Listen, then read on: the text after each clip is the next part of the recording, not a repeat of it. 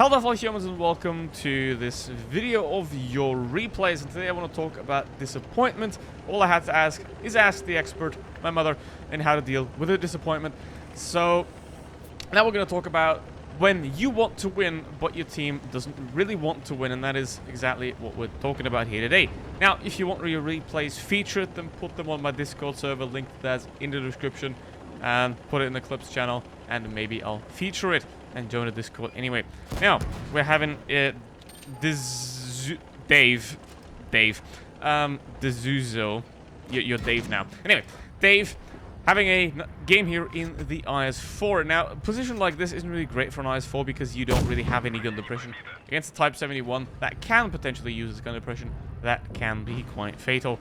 Now, mind you, the Type 71 has a bug, well, essentially inaccuracy, where if you use the gun depression on the vehicle, it still looks like it has 6 degrees, but it can actually have 9. Which means if the Type looks like it can't quite shoot you, it might just be able to, so watch out with that tank there. Now obviously, Russian heavy tanks and gun depression isn't really a strong suit, so that is going to be not the greatest of positions here, and a little bit of lack of awareness there. Peeking out, E75, you know he's there. You can see the arrow right there. Those are great indications of what's going on right around you, you know. Look at the minimap, look at those arrows, you know what's going on. Now, peeking up on that Type 71, the Type 71 shoots the track. Now, there is a big problem here with this loadout, and that is there is only the multi-kit. There is not a second repair kit, which I always recommend you to use on any tank.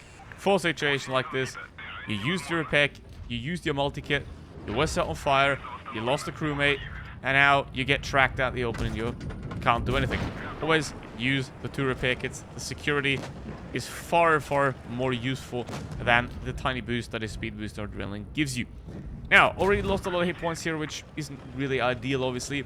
There's also an AFK on the team, unfortunately, and the team's Leopard has decided that he doesn't want to live anymore, which is very much unfortunate. Now, it's very nice to try and wait for it to get the AP, because obviously that does more damage.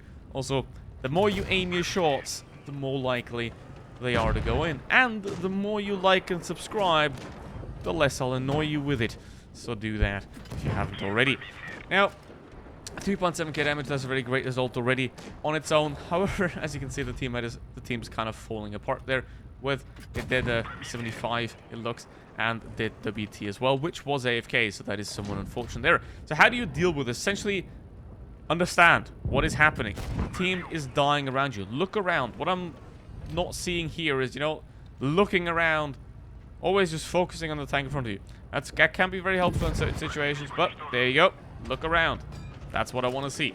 Look around, what's happening around you. Look at the minimap, then you know what's going on around you, and you can fight it a lot easier, because if a guy's behind you, he can shoot you, obviously, because a lot of tanks don't have any rear armor. Which means, look around yourself, get awareness of the game, what's going on. If you see that your team's doing absolutely horribly, then essentially what I do is I switch mode. I switch from, I try to win this battle, from I try to do as much damage as possible before I get out. That can then obviously result in a win, which basically means at that point I don't take any risks anymore. I essentially play behind the teammates and let them take the damage while I deal more damage, and then eventually either die with a lot of damage or win the battle based off that high amount of damage. Essentially here, same thing is really happening. Dave here is not really the main part of the engagement for most of the time. 6,000 damage, insane amount of damage. And the rest of the team hasn't really done anything here. Because if you do 6k and you still have 4 enemies left, you're essentially playing 1 versus 13 at that point. And now obviously 1v4, a game situation like this is not winnable, given that there are 2 medium tanks and that both of them are on different sides. What you ideally want to do in a situation like this is get as many, well, rocks and whatever between you and the enemy that you possibly can. Unfortunately, that's not going to be possible, because obviously if you're in a heavy tank against medium tanks, you can't do that. 6,950, 7,000 damage. It's an absolutely insane, a ridiculous amount of damage. However, if you have no team, then that is all you can do. And to be honest, I wouldn't be mad at a game like this. You know, you did your best. You did an absolutely amazing job. It's the team that failed, and there is nothing you can do about that, essentially. Now, the thing is, if you're in a situation like that, it depends how fast do you recognize it. Now we're here with the Wizard 421. Hit that Reza. I don't know. So in the WZ-111-14, which is a tier 9 Chinese heavy tank that is often overlooked, just like the 113 as well. Now this vehicle is fine. Front armor isn't really that amazing, so that's definitely something you have to watch out for. Now, False Creek is one of those weird maps where, you know, it'll happen that you don't have really a city part, you don't have a bad part, you don't have a good part. You ideally want to have control over the whole map to win it. Now, unfortunately, if you have a light tank that doesn't light tank, then you have a problem, especially when the enemy do have a Progetto right there. And yes, I can see that on the outline. That's the kind of awareness that you want to have. The more you know about the game, the better you'll be. It's that simple. If you know the enemy's reload, if you know the enemy's mobility, you know exactly where can this guy go. For example, you look at the Canadian one. Let's say in 50 seconds, where can that Canadian one go and what can he do? Can he attack me? Can he not attack me? Those kind of things are very useful to know. And you can see that the Batchat AP is trying to run off and now fight a tier higher medium tank with a better gun, which doesn't really help. So he's most likely going to go down in the near future against that Progetto. That's another thing, you know, if you see two tanks fighting, who's more likely to win? So things like that. Now the Progetto is not doing very good for himself, and Wizard decides to put him out of his misery. And yeah, that's a bit unfortunate for Progetto. He tried, but he didn't essentially win, and now he's being annoying in chat. Now, I wouldn't recommend doing that. What you can do after you die, if you want to, give your team some useful information like that tank's there, or that tank has this amount of hit points, but don't try and backseat game. People get annoyed by that. But general tips can be definitely helpful, and are obviously a lot more helpful than spamming obscenities into the chat. Unless you have a camping mouse, then whatever, call him an idiot. It doesn't matter, because at that point it's true. So, but still, don't be mean to people if it's not useful. So here we go. WT is pushing the cap circle, which I don't quite understand why you would do that, but here we are. He's also having the essential stock gun, which it's good. It's a good gun. The problem is obviously in a paper tank, the less armor you have, the more alpha damage you want, because the less times you have to peek. The less times you gotta peek, the better it'll go for you. Now, the enemy team has lost 2 tanks here, and ideally, you don't want to get cocky in a situation like this, because the enemies do have the higher map control, essentially, given that WT and the other heavy tanks placement over there, which is the Kennedy one. So they do pull back 2 tanks here, which is obviously not what you want to have. Look what's happening, right? If you're in a 5 versus 3 situation, but 4 tanks in your team are one-shots, you're not really having an advantage there, right? This is the kind of things that you always got to be aware of, that you got to deal with. Now, in this situation, you know where the Kennedy one is. You know, he's a prime target, he's on the side, he's annoying. Now, HE can be very useful here. However, 158 switches back to AP. That didn't quite go in. Should have probably aimed for the front there, because obviously that Kennedy one side armor, a lot of the Russian side armor is very troll. And now the team's Kennedy one has decided that he doesn't want to live anymore, and now Wizard is in a pretty bad spot, 1v3. Now what do you do here? Again, try to get as much separation as possible from the enemy team.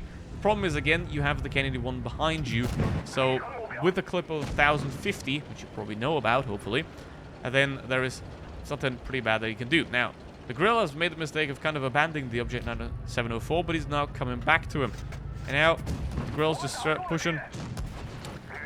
The rear has no armor, and that is very unfortunate. And now both of them are pushing. Now, ideally, you want to take out the object first, take out the easiest target first, or if you can't take out the easiest target, you take out, or you shoot what's the easiest to shoot, which in that case was the Grill. All 3 of them are one shot, 5,600 damage, and that is very unfortunate right there. But it does happen, and there is nothing to be mad at in a situation like this, because you've essentially done nothing wrong. And if you do more than double the hit points of your tank and you still lose, it is very, very unlikely that that is your fault, which is just how it is. And how do you deal with disappointment? Well, it's quite simple. You get into the next game and you do it better. now with Deathcore Kid in the Borask, which is a very difficult tank to play. However, if you know what you're doing, then it is going to go just fine. Now, after you've suffered disappointment like that, ideally, if you're getting angry, if you get mad, take a break. Step back from the game, do something else, go outside, do something that you enjoy as well. You know, you don't need to keep playing, because if you're mad, you lose concentration. If you're not as concentrated, you play worse. If you play worse, you get more mad, which is not good, obviously. Now, a vehicle like the Borask is somewhat team reliant, because if you play this thing on its own and there's enemies around you, you're going to get shot, which is ideally, you either want to have a team around you or you want to have distance around you between you and the enemy. Now, you want to have that in pretty much any medium and light tank anyway. In a heavy tank, you want to ideally be the one that's taking the damage. However, if you can see clearly that your team is falling apart, you don't necessarily want to, you know, put your hand in the fire for a team that won't be able to then take it out again.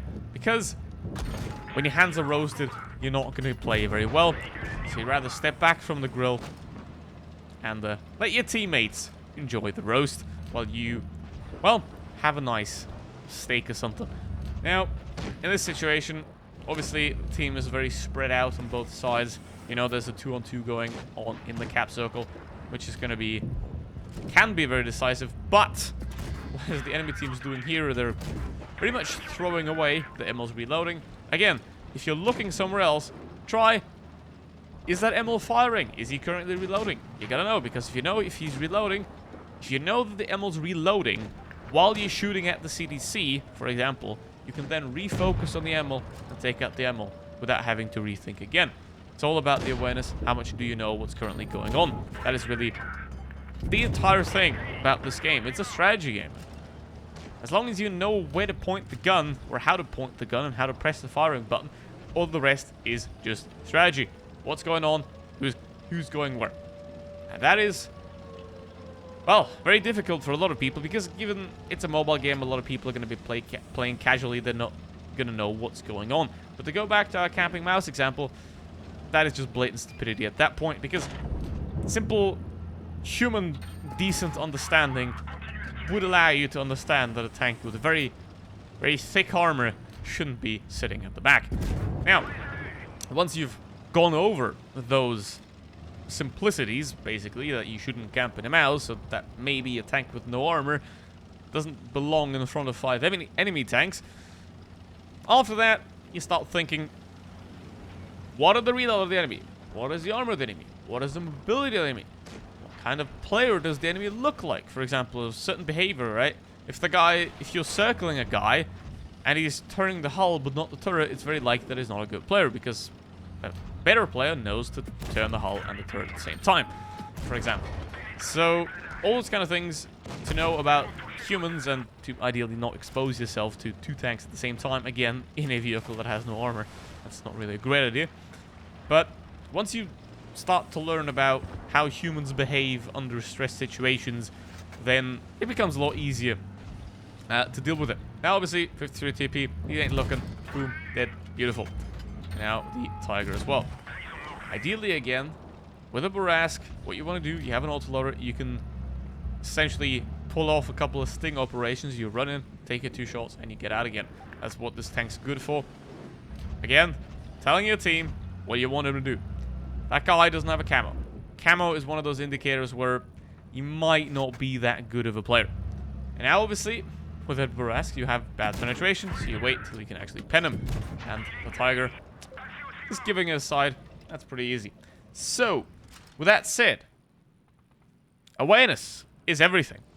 You gotta know what you're doing, you gotta know what your team's doing, and you gotta like and subscribe. Thank you for watching. See you next one. Goodbye.